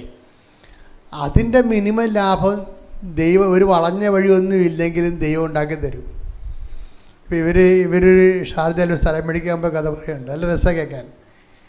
അപ്പോൾ അവർക്ക് 150 സ്ക്വയർ ഫീറ്റ് സ്ഥലം വേണം. ഒരു സ്ക്വയർ ഫീറ്റിന് 115 ദിർഹം. അപ്പോൾ അവർ റിയൽ എസ്റ്റേറ്റുകാരോട് സ്ഥലം ബാർഗെയിൻ ചെയ്തപ്പോൾ ഇവർ എഴുതി കൊടുത്ത് ഒരു സ്ക്വയർ ഫീറ്റിന് 100 ദിർഹമാണെങ്കിൽ, ഇപ്പം 100 സ്ക്വയർ ഫീറ്റ് 100 ദിർഹം എന്ന് പറയുമ്പോൾ നമ്മുടെ 26 രൂപയാണ് ദിർഹം. അപ്പോൾ 100 എന്ന് പറയുമ്പോൾ 22,600 രൂപ സ്ക്വയർ ഫീറ്റിന്. അങ്ങനെ ഞാൻ എടുത്തോളാം എന്ന് പറഞ്ഞ് ഇവർ പറയുകയാണ്. അപ്പോൾ അത് പറഞ്ഞ് അവർ ചിരിച്ച് അത് കിട്ടത്തില്ലെന്ന് പറഞ്ഞ് 6 മാസം കഴിഞ്ഞപ്പോൾ, ഒരു 2 ആഴ്ച കഴിഞ്ഞപ്പോൾ ഇവർ വീണ്ടും ഇവരുടെ അടുത്ത് ചെന്ന്, അതൊരു എക്സ്പോയിലാണ് പോയത്, റിയൽ എസ്റ്റേറ്റുകാരുടെ എക്സ്പോയിൽ ചെന്നപ്പോൾ ഇവർ പറഞ്ഞ സ്പോട്ട് റിയൽ എസ്റ്റേറ്റുകാർ അവിടെ ഇരിപ്പുണ്ട്. ഒരു സ്ക്വയർ ഫീറ്റിന് 100 ദിർഹമാണെങ്കിൽ എടുക്കാമെന്ന് പറഞ്ഞത്. അവരിപ്പോൾ പറയണത് 65 ദിർഹത്തിന് തരാമെന്ന്. ഇത് മനസ്സാകാതെ ഉണ്ടായി. ഈ ബിസിനസ് മനസ്സാകണില്ല. എന്ന് വെച്ച് കഴിഞ്ഞാൽ 115 വേണമെന്ന് പറഞ്ഞ ആൾക്കാരോട് 100 എടുത്തോളാമെന്ന് പറഞ്ഞതാണ്. പിന്നെ അത് ബിസിനസ് അവർ കൊടുക്കാമെന്ന് പറഞ്ഞിരുന്നെങ്കിൽ അപ്പം കൊടുത്തേനോ. ഇറ്റ്സ് ഓക്കെ മാഡം, നിങ്ങൾക്ക് സെറ്റാണെന്ന് പറയണമെങ്കിൽ അപ്പം അത് ഡീലായി പോയിരാം. മാതാവ് അവരെ കൊണ്ട് ഡീല് ചെയ്യിച്ചില്ലത്. അതാണ് ബിസിനസ്. എന്നിട്ട് ഒരു 6 മാസം കഴിഞ്ഞപ്പോൾ വീണ്ടും ഇവരെ കാണുകയാണ്. കാണുമ്പോൾ പറയാണ് ആ സ്പോട്ടിന് 65 ദിർഹത്തിനാണെങ്കിൽ തരണതിന് കുഴപ്പമില്ലെന്ന്. അപ്പം തന്നെ അത് ഡീലായി. ഇവരാണ് 100 പറഞ്ഞതെന്ന് ഓർക്കണം. അതാണ് ബിസിനസ്. ഇവരാണ് 100 പറഞ്ഞത്. 100 പറഞ്ഞതിന് അന്ന് അവർ സമ്മതിച്ചിരുന്നെങ്കിൽ ഈ 100 വെച്ചവർക്ക് നഷ്ടപ്പെട്ടു തരാം. അന്നവർ സമ്മതിക്കാതെ ഇന്ന് 65-ന് സമ്മതിക്കുമ്പോൾ ഈ ബിസിനസ് ആരാണ് ചെയ്തിരിക്കുന്നത്? അമ്മയാണ് ചെയ്തിരിക്കുന്നത്. അതാണ് വിഷയം. അതായത് നമ്മൾ ലാഭം ഉണ്ടാക്കാൻ വേണ്ടിയാണ് ദൈവത്തിനെ വഞ്ചിക്കണതും പറ്റിക്കണതും, ദൈവത്തിൻ്റെ കണ്ണിൽ പൊടിയിടണതും. പക്ഷേ ദൈവത്തിൻ്റെ കണ്ണിൽ പൊടിയിട്ടിട്ടൊരു പൈസ എനിക്ക് വേണ്ട എന്ന് ഒരുത്തന്നെ സ്റ്റാൻഡ് എടുത്ത് കഴിഞ്ഞാൽ നീ നിന്റെ കുഞ്ഞുങ്ങളും ജീവിക്കാനുള്ള സത്യസന്ധമായ വേണം. സത്യസന്ധമായ പൈസ കർത്താവ് ബിസിനസ്സിലൂടെ നിനക്ക് തരും. കൈയടിച്ച് ശ്രദ്ധിക്കട്ടെ. അല്ലല്ലേ?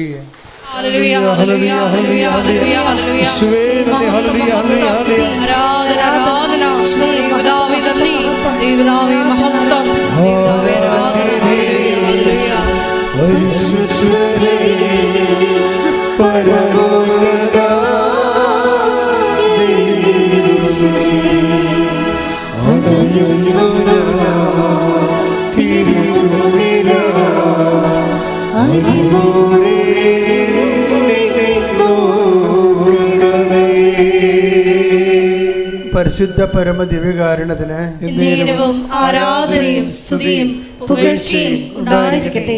എപ്പോഴും നിങ്ങൾ 5 പുതുക്കി 10 പുതുക്കി, ഞാൻ ഇന്ന് കഴിഞ്ഞ ദിവസങ്ങളിൽ 25 പുതുക്കി ഒരു മോളൊക്കെ ഉണ്ട്.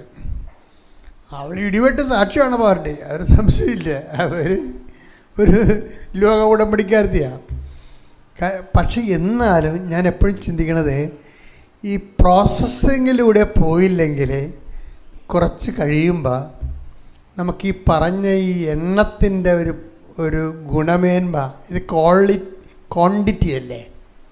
ക്വാണ്ടിറ്റി എന്താണ്?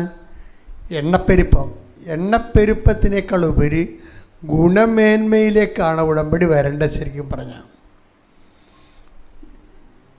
എണ്ണ ഈ മാസം നിങ്ങൾക്ക് പുതുക്കാൻ പറ്റും 3 മാസം കൂടുമ്പോൾ. പക്ഷെ അത്രയും ഉടമ്പടി ക്വാളിറ്റി നിങ്ങൾക്കുണ്ട്. അപ്പോൾ ഉടമ്പടി ക്വാളിറ്റി എന്താണ്? ഒന്നാമത്തത് ചെങ്കടലിലൂടെ കടക്കണം. രണ്ടാമത്തെ ഉടമ്പടി ക്വാളിറ്റി എന്താണ്?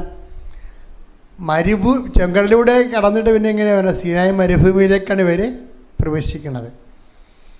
മരുഭൂമി എന്തിൻ്റെ ചിഹ്നമാണ്? മരുഭൂമി ഒരു പ്രൊസീജിയറാണ്, രണ്ടാമത്തെ പ്രൊസീജിയറാണ്. അതെന്തിൻ്റെതാണ്? നിയമാവർത്തനം എടുത്തേ. നിയമാവർത്തനം 8:2 നിങ്ങളുടെ ദൈവമായ കർത്താവ് നിങ്ങളെ എളിമപ്പെടുത്താനും തന്റെ കൽപ്പനകൾ അനുസരിക്കുമോ ഇല്ലയോ എന്നറിയാൻ നിങ്ങളെ പരീക്ഷിച്ച് നിങ്ങളുടെ ഹൃദയ വിചാരങ്ങൾ മനസ്സിലാക്കാനും വേണ്ടി ഈ 40 സംവത്സരം മരുഭൂമിയിലൂടെ നിങ്ങളെ നയിച്ച വഴിയെല്ലാം നിങ്ങൾ ഓർക്കണം. അപ്പോൾ ഈ പ്രൊസീജിയറെല്ലാം ഓർക്കണമെന്നാ പറയാം. ഇടയ്ക്കിടയ്ക്ക് കടന്നു പോകുന്ന പ്രൊസീജിയറിനെ കുറിച്ചൊക്കെ ഇടയ്ക്കൊക്കെ ഒരു ഹോംവർക്ക് ചെയ്യണത് നല്ലതാണ്. കഴിഞ്ഞ കാലങ്ങളിൽ നടന്നിട്ടുള്ള മരുഭൂമിയിലൂടെ കടന്നുപോയ എല്ലാ വഴികളും ഇടയ്ക്ക് നിങ്ങൾ ഓർക്കണം. അതെന്തിനാണ്? നിങ്ങളെ എളിമപ്പെടുത്താൻ. ആ വചനം ഒന്നിനു വായിച്ചേ. നിയമാവർത്തനം 8:2 നിങ്ങളുടെ ദൈവമായ കർത്താവ് നിങ്ങളെ എളിമപ്പെടുത്താനും തന്റെ കൽപ്പനകൾ അനുസരിക്കുമോ ഇല്ലയോ എന്നറിയാൻ നിങ്ങളെ പരീക്ഷിച്ച് നിങ്ങളുടെ ഹൃദയ വിചാരങ്ങൾ മനസ്സിലാക്കാനും വേണ്ടി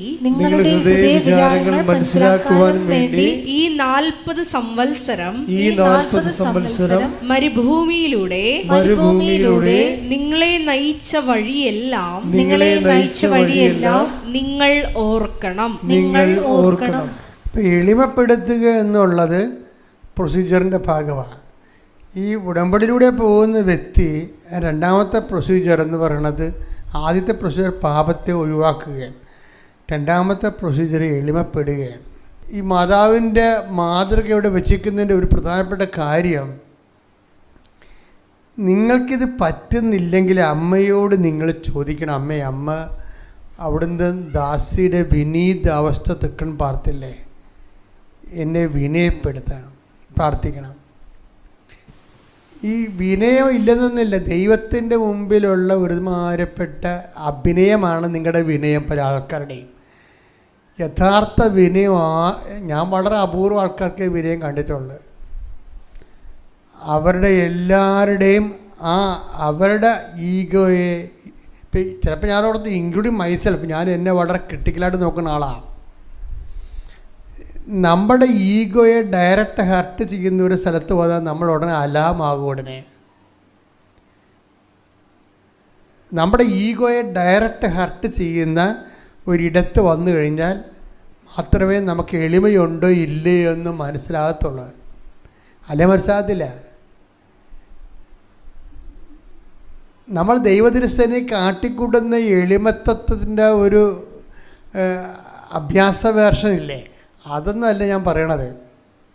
മറിച്ച് നമ്മളുടെ ഈഗോയെ എവിടെയെങ്കിലും ആരെങ്കിലും ഹർട്ട് ചെയ്യുന്ന കണ്ടാൽ നമ്മൾ 280 എന്ന് പറയുന്നത് അണലിപ്പാമ്പിനെ കുറിച്ച് എന്താ പറയണത്?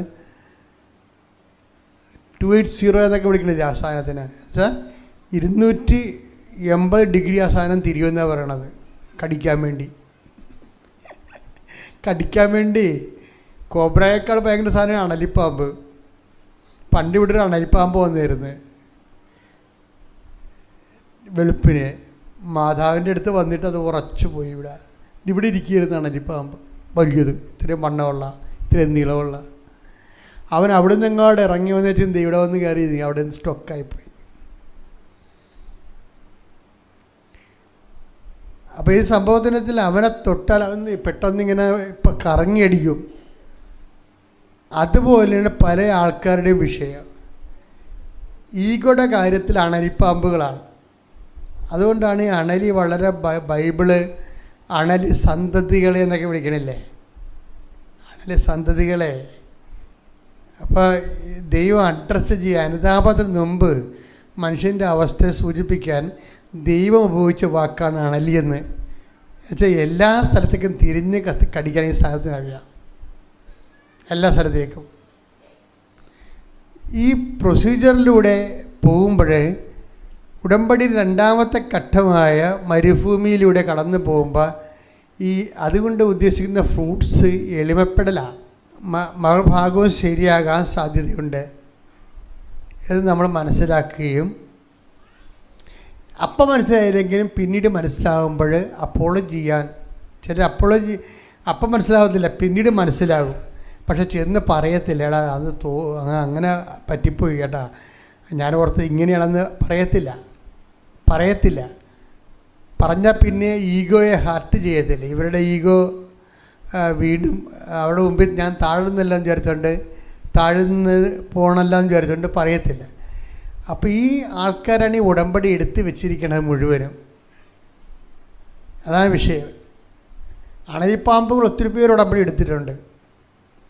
അപ്പോൾ നമ്മൾ ഈ പ്രൊസീജിയറിലൂടെ പോകുന്നതെന്ന് നോക്കണം. ഒരു മരുഭൂമിയുണ്ട്, ജോലി കിട്ടാത്ത, തണൽമരമില്ലാത്ത, ഒരു അഡ്മിഷനും കിട്ടാത്ത ഒരു മരുഭൂമി. ആ മരുഭൂമിയിലൂടെ കടന്നു പോകുമ്പോൾ നമ്മളൊക്കെ ഇപ്പോൾ ജോലി കിട്ടാത്ത, കല്യാണം ഒക്കാത്ത, വസ്തു വിൽക്കാത്ത, വരുമാനം കിട്ടാത്ത, ഒരു അഭയസ്ഥാനം കാണാത്ത ഒരു കാലത്തിലാണല്ലേ ഈ മരുഭൂമി എന്ന് പറയണത്. അല്ലാതെ എല്ലാവരെയും കൊണ്ട് യൂദയ മരുഭൂമി ഇടുന്ന പരിപാടിയൊന്നും അല്ലേ. നമ്മുടെ കാര്യങ്ങൾ വിചാരിക്കുന്ന സമയത്ത് നടക്കാതെ ലാഗ് ചെയ്ത് പോവുക. ഒരാഴ്ച കൊണ്ട് പോകേണ്ട കാര്യത്തിന് 40 വർഷം എടുക്കുക. അതല്ല മരുഭൂമി. ഞാൻ പറഞ്ഞില്ലേ, ഞാൻ ഈ മരുഭൂമി കൂടി പോയതാ, ബസ്സിനാണ് പോയത്. എല്ലാം കൂടി 8 മണിക്കൂറാണ് മറ്റേ എടുത്ത്. 8 മണിക്കൂറാണുള്ള ബസ്സിന്. നടക്കാനാണെങ്കിൽ ഒരു 3-4 ദിവസത്തെ യാത്രയേ ഉള്ളൂ. 3 ദിവസത്തെ യാത്ര. ഈ പിതാക്കന്മാർ നടന്നത് 40. അപ്പോൾ 28 വയസ്സ് നടത്തേണ്ട കല്യാണം 34 നടക്കണില്ലെങ്കിൽ അതാണ് മരുഭൂമി എന്ന് പറയണത്. ഇപ്പം മനസ്സിലായില്ലേ? 4 ദിവസം കൊണ്ട് പോകേണ്ട സ്ഥലത്ത് 40 ദിവസമായിട്ടും പോകാൻ പറ്റുന്നില്ലെങ്കിൽ മരുഭൂമിയാണ്. അപ്പം നിങ്ങൾ വിൽക്കാത്ത സ്ഥലം, നടക്കാത്ത കല്യാണം, കിട്ടാത്ത ജോലി, നിങ്ങൾ മരുഭൂമിയിലാണ്. ഇനി എന്താ ചെയ്യേണ്ടത്? ഇതിന് പ്രൊസീജിയറുണ്ട്. എന്താണ്? നിങ്ങൾ എളിമപ്പെടണം. എളിമപ്പെടണം എന്തിനാണെന്നറിയാം? എളിമപ്പെടണത് ഒന്നാമത്തിൽ നിങ്ങളുടെ ലക്ഷ്യങ്ങൾ തന്നെ അതിൻ്റെ അകത്ത് ഭയങ്കര ഈഗോ ഉണ്ടാവും. നിങ്ങൾ സെറ്റ് ചെയ്ത് വെച്ചിരിക്കുന്ന ലക്ഷ്യങ്ങളനുസരിച്ച് ദൈവം തന്നെ ഒന്നുമില്ല നിങ്ങൾ പറയണത്. നിങ്ങൾ രാജാവിൻ്റെ മകനാണ്,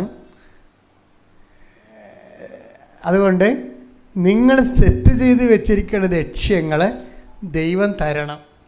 അതല്ല നിങ്ങൾ പറയണത്. ഈ ലക്ഷ്യങ്ങളും നിങ്ങളും തമ്മിൽ യാതൊരു ബന്ധം ഉണ്ടാകത്തില്ല. അതാണ് വിഷയം.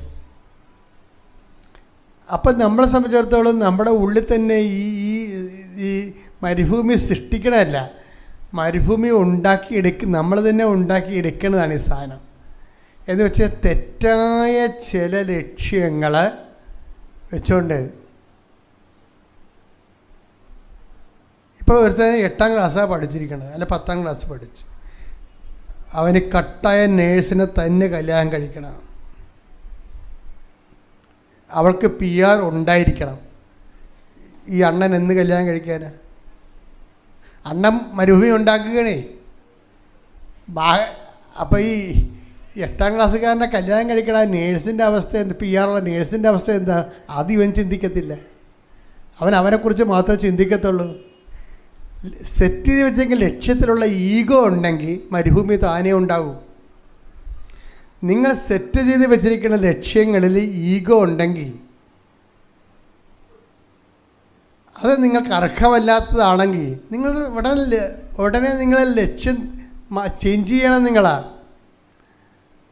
ഇത് വെച്ച് വർക്ക് ചെയ്യാൻ പറ്റത്തില്ല.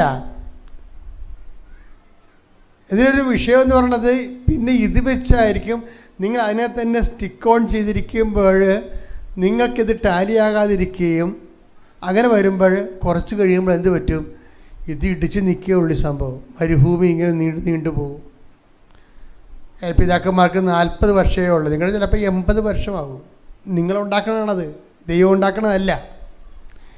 ദൈവത്തിന് നിരക്കാത്ത നിങ്ങളുടെ ഈഗോയെ സാറ്റിസ്ഫൈ ചെയ്യാൻ പറ്റിയ നിങ്ങളുടെ സ്വന്തം ഫാബ്രിക്കേഷനിലായിട്ടുള്ള ലക്ഷ്യങ്ങളെ സെറ്റ് ചെയ്യുമ്പോൾ ഉണ്ടാക്കുന്ന മരുഭൂമിയാണിത്. പ്രാർത്ഥിക്കുക, കർത്താവ് ദൈവമേ, എന്നെക്കുറിച്ചുള്ള ദൈവഹിതമല്ലാത്ത പദ്ധതികളെ, കർത്താവിൻ്റെതല്ലാത്ത പദ്ധതികളെ വിട്ടുപേക്ഷിക്കാനും അങ്ങയുടെ വഴികളിലൂടെ സഞ്ചരിച്ചെത്തുവാനും എന്നെ സഹായിക്കണമേ. സ്തുതിക്കട്ടെ. ഹല്ലേലൂയ.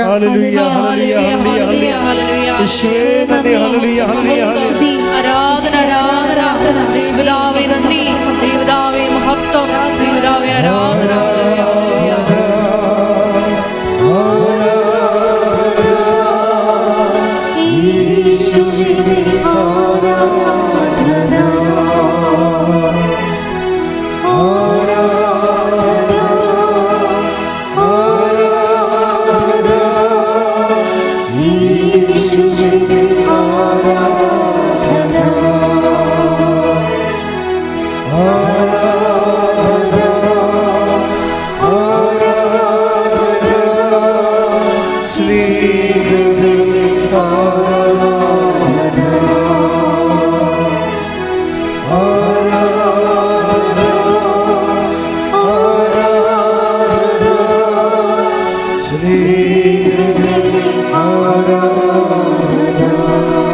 പരിശുദ്ധ പരമദിവ്യകാരുണ്യത്തിന് ആരാധനയും സ്തുതിയും പുകഴ്ചയും ഉണ്ടായിരിക്കട്ടെ.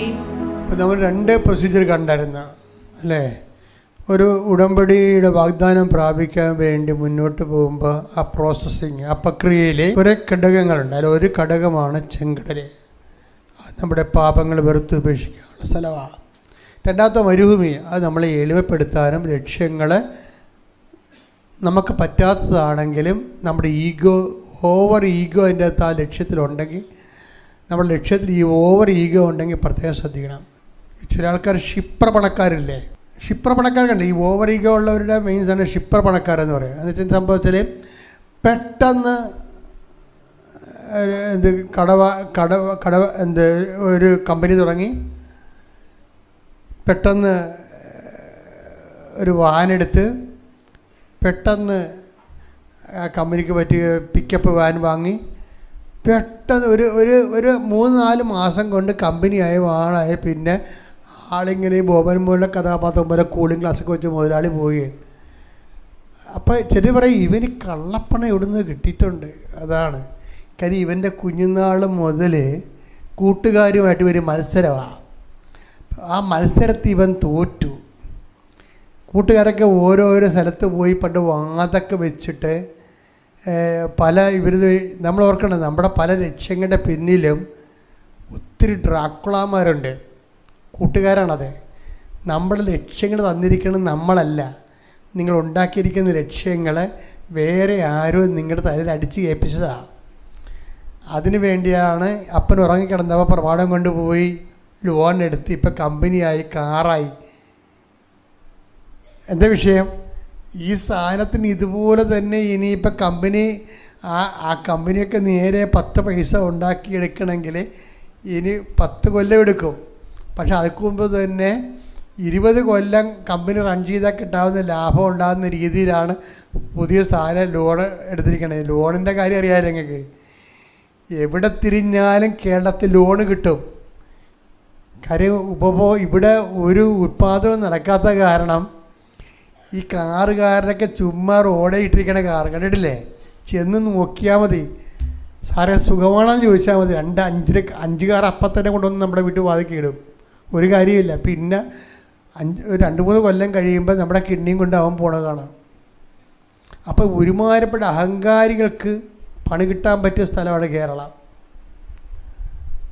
എന്ന് വെച്ച് കഴിഞ്ഞാൽ ആൾ കളിക്കണം, ഞാൻ അത്ര കുറഞ്ഞ പുള്ളിയല്ല എന്ന് മറ്റുള്ളവരെ ബോധ്യപ്പെടുത്തുക. ആരെ ബോധ്യപ്പെടുത്തണമെന്നറിയാവോ? നിൻ്റെ രഹസ്യ എനിമിയുണ്ട്. അതാരാണ്? നിന്നോട് വാഗ്വാദം വെച്ചവരും നീ കുഞ്ഞുനാൾ പോലും മത്സരിച്ച് വന്നവരും അവരുടെ മുമ്പിൽ വലിയ ആളാകാൻ വേണ്ടി കളിക്കുന്ന ചുമ്മാ ചീപ്പ് കളികളാണ്. ഇതാണ് ഈ മരുഭൂമി എന്ന് പറയണത്.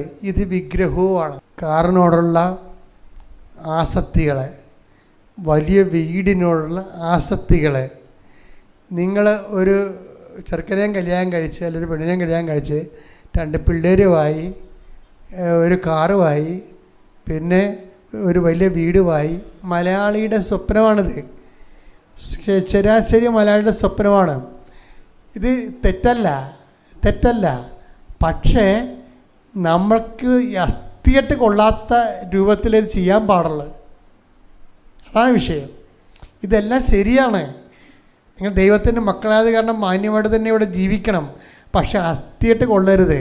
മറ്റുള്ളവരങ്ങനെ തൂങ്ങണമെന്ന് പറഞ്ഞ് നമുക്ക് പോയി തൂങ്ങാൻ പറ്റത്തില്ല. അതാണ് വിഷയം വരുന്നത്. അപ്പോൾ അത് വരുമ്പോൾ ചിലർ കാറിനോടുള്ള മോഹം അല്ലെങ്കിൽ വലിയ വീടിനുള്ള മോഹം വിഗ്രഹം പോലെ വരും. ഈ വിഗ്രഹത്തോട് ഡിറ്റാച്ച് ചെയ്യേണ്ടി വരും. അതാണ് ജോർദാൻ എന്ന് പറയണത്. ജോർദാൻ ഈ മരുഭൂമി കടന്ന പിന്നെയുള്ള പ്രൊസീജിയർ എന്തിൻ്റെയാണ്? ജോർദാനാണ്. ജോർദാൻ കടക്കണം. ജോർദാൻ കടന്നു കഴിയുമ്പോൾ ജോഷുവ ഒരു കാര്യം പറയും. എന്താണ് ജോർദാൻ എന്നുള്ളത് പറയും. ജോഷുവ 24:15 കർത്താവിനെ സേവിക്കുന്നതിന് മനസ്സില്ലെങ്കിൽ നദിക്കക്കരെ നിങ്ങളുടെ പിതാക്കന്മാർ സേവിച്ച ദേവന്മാരെയോ നിങ്ങൾ വസിക്കുന്ന നാട്ടിലെ അമോര്യരുടെ ദേവന്മാരെയോ ആരെയാണ് സേവിക്കുക എന്ന് ഇന്നു തന്നെ തീരുമാനിക്കുവിൻ. ഞാനും എൻ്റെ കുടുംബവും കർത്താവിനെ സേവിക്കും. എപ്പോഴും നമുക്ക് ലക്ഷ്യങ്ങളുണ്ടാകാം.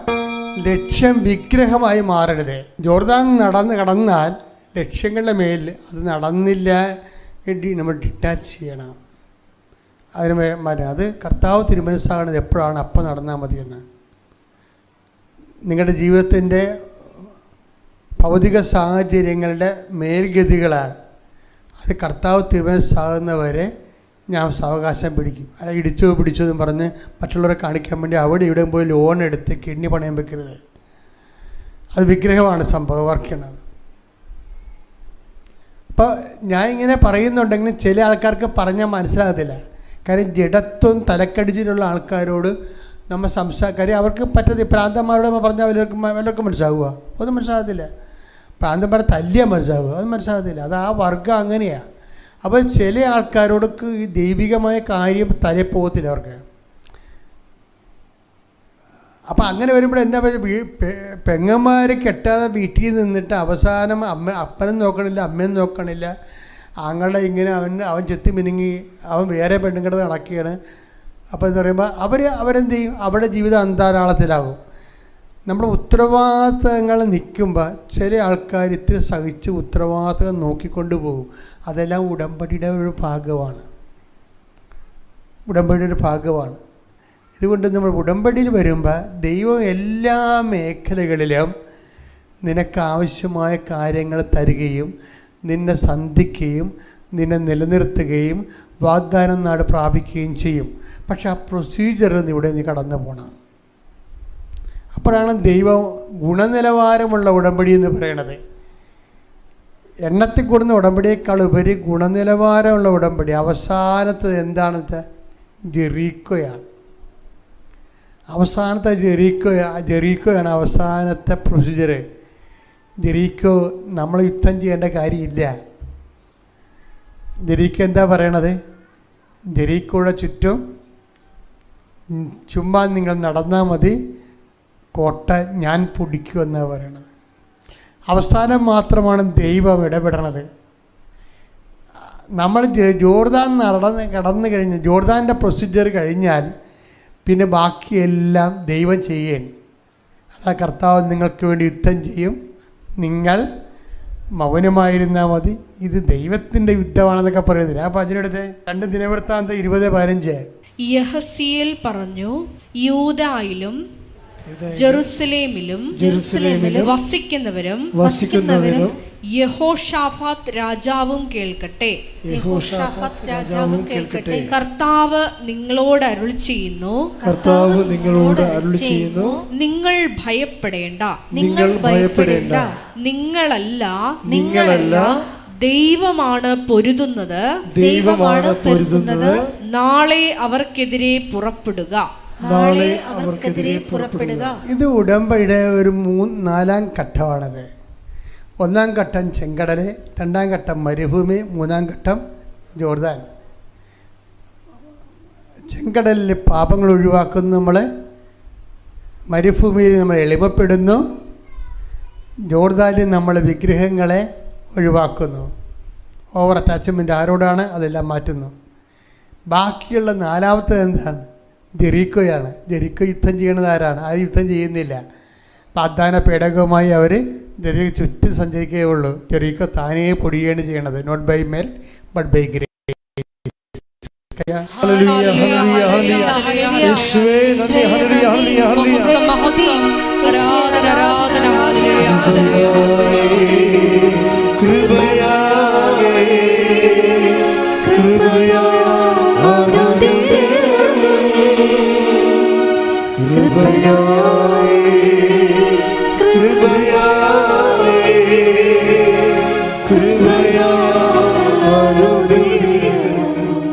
പരിശുദ്ധ പരമാ ദിവ്യ കാരുണ്യത്തിന് ആരാധനയും സ്തുതിയും പുകഴ്ചയും ഉണ്ടായിരിക്കട്ടെ. മക്കളെ, രോഗസൗഖ്യ പ്രാർത്ഥനയാണ്. കൈകൾ കൂപ്പി രോഗമുള്ളിടത്ത് കൈകൾ മാറ്റി മാറ്റി വെച്ച്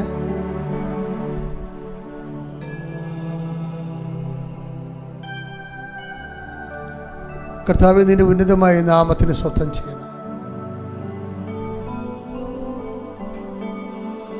കർത്താവേ, നിന്റെ വിശുദ്ധ പൗരോഹിത്യത്തെ മഹത്വപ്പെടുത്തണമേ.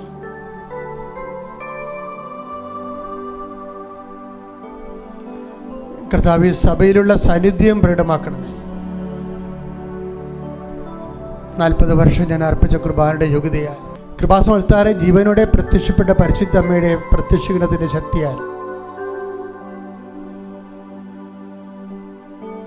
നിന്റെ തിരുമുറിവാർന്ന് വലതുകരം അനുഗ്രഹത്തിന്റെ വലതുകരം അങ്ങനെ മക്കളുടെ ശിരസിൽ വെക്കണമെന്ന് പ്രാർത്ഥിക്കുന്നു. ശ്രദ്ധിക്കട്ടെ. ഹല്ലേലൂയ, ഹല്ലേലൂയ, ഹല്ലേലൂയ, ഹല്ലേലൂയ, ഹല്ലേലൂയ.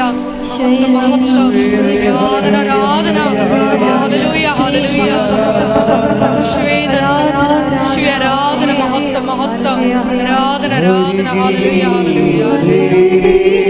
ആരാധന, ഹല്ലേലൂയ.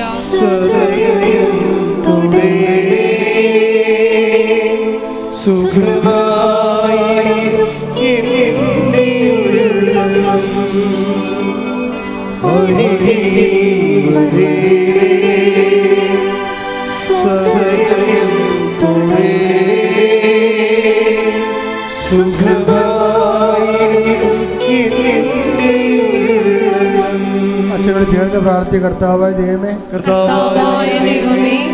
ഉച്ച ഉള്ളങ്കാൽ വരെ കർത്താവിന്റെ രക്തം പടരട്ടെ. എല്ലാ കോശങ്ങളിലും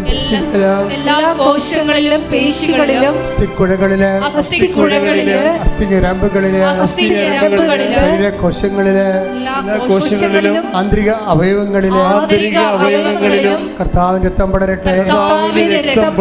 കർത്താവിന് ഉന്നതമായ നാമത്തിൽ, സഭയുടെ അധികാരത്തിൽ, കുരിശിന്റെ അടയാളത്തിൽ, ദൈവത്തിന്റെ ശക്തിയാൽ മാരക രോഗങ്ങൾ, തീരാവേദികള് യേശുവിന്റെ നാമത്തിൽ മാറിപ്പോകട്ടെ. ശ്രദ്ധിക്കട്ടെ. ഹല്ലേലൂയ, ഹല്ലേലൂയ, ഹല്ലേലൂയ, ഹല്ലേലൂയ, ഹല്ലേലൂയ. യേശുവേ, ഹല്ലേലൂയ, ഹല്ലേലൂയ, ഹല്ലേലൂയ. ആരാധനയിലൂടെ വീണ്ടും വീണ്ടും മഹത്വപ്പെടുത്തണമേ. Hallelujah, hallelujah.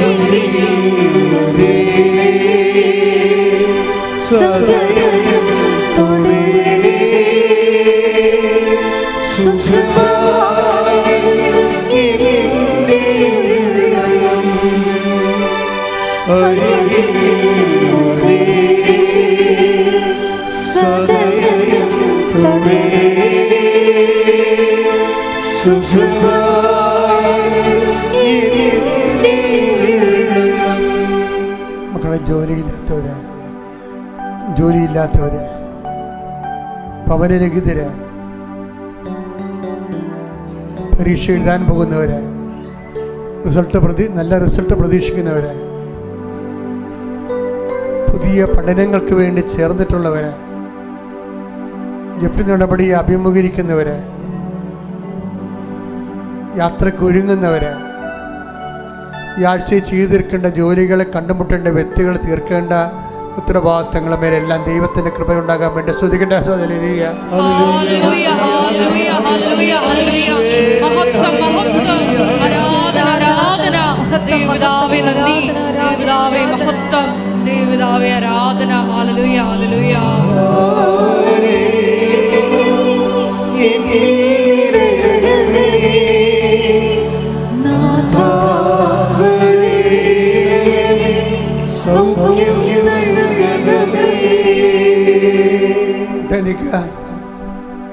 ഭക്തിയോടെ സമാപന ആശീർവാദം മേടിക്കാൻ പോവുകയാണ്.